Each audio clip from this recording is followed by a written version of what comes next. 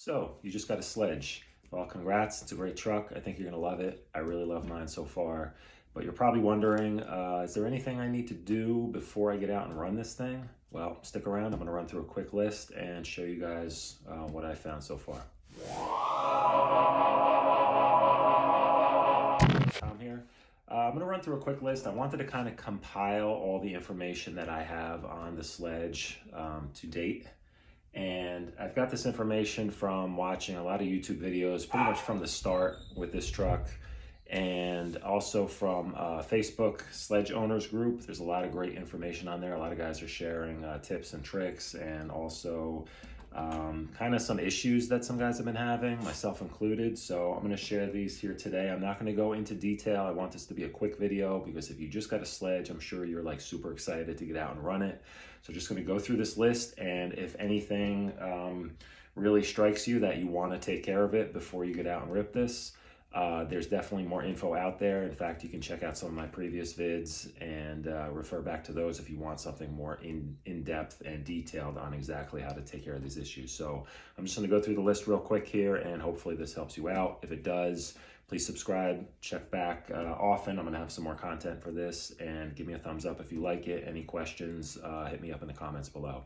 So first on the list, O-rings for the rear drive cups. So real quick, I have another video on this if you want in depth, but basically the first round of trucks that shipped out did not include O-rings in your rear output drive cups. They should be in there, so check out my other vid if you want more info on that. Pretty important to do that before you run. Get the body off here and get to number 2, which is going to be Loctite. What needs to be thread locked on this thing?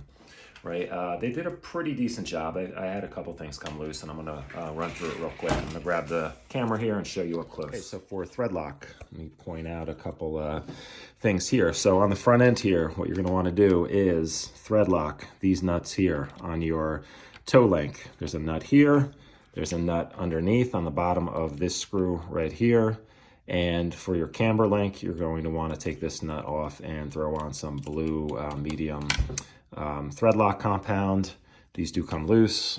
And same thing in the rear, you have your camber link right here, this screw on the other side. There is a nut right here, pull that off, throw some Threadlock on there, snug them up nice and tight. Double check these two. These were locked on pretty good on mine. They had some thread lock already on the servo horn and where the link goes into the servo horn. This came loose on me a little bit. This is threaded into plastic, so you don't need Loctite. Just keep an eye on it. Make sure it doesn't come loose. Of course, your pinion. My pinion, I checked it and I was not able to crack it loose without, I didn't really go to the length of applying heat to it, but it was pretty tight on there, so I didn't bother with mine. That seemed pretty good, but there have been some guys that have had loose pinions, so definitely double check that and thread lock it if you need to.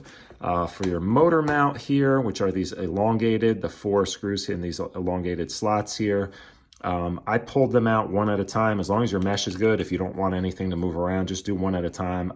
They do have blue Loctite on them from the factory, at least mine did, but they weren't super tight and I really don't want this to move. So I pulled them out, added a little bit more blue Loctite and put them back in, snugged them up, good to go.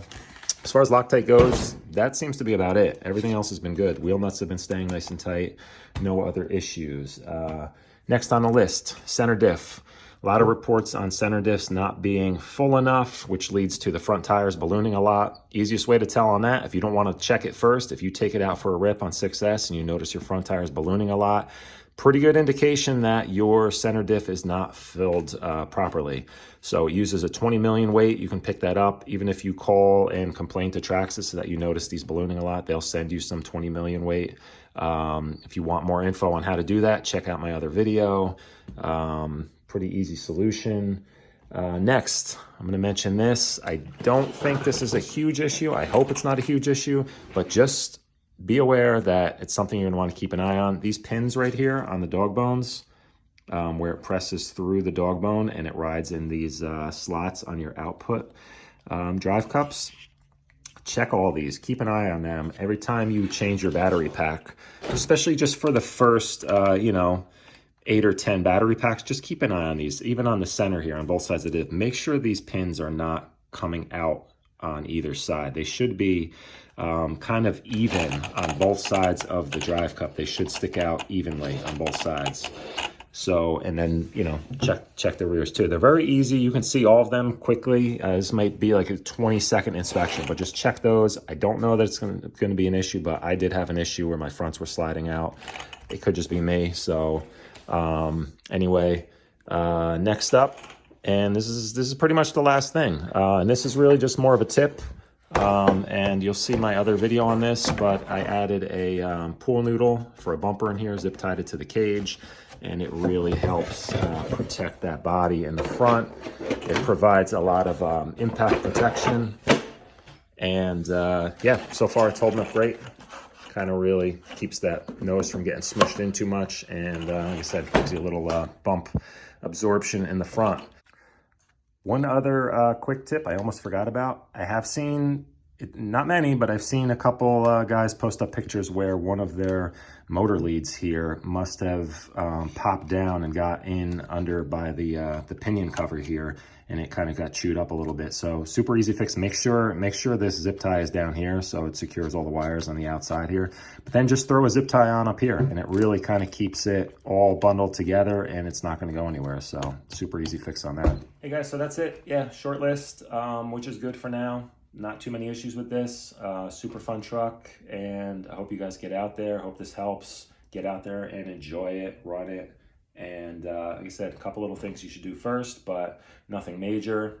And I think I'm gonna kind of keep this as an ongoing series. That's my plan, so that as new things kind of pop up, either tips, tricks, known issues. If you guys have any issues that I missed, didn't cover here, definitely let me know in the comments, and I will get them into the next video.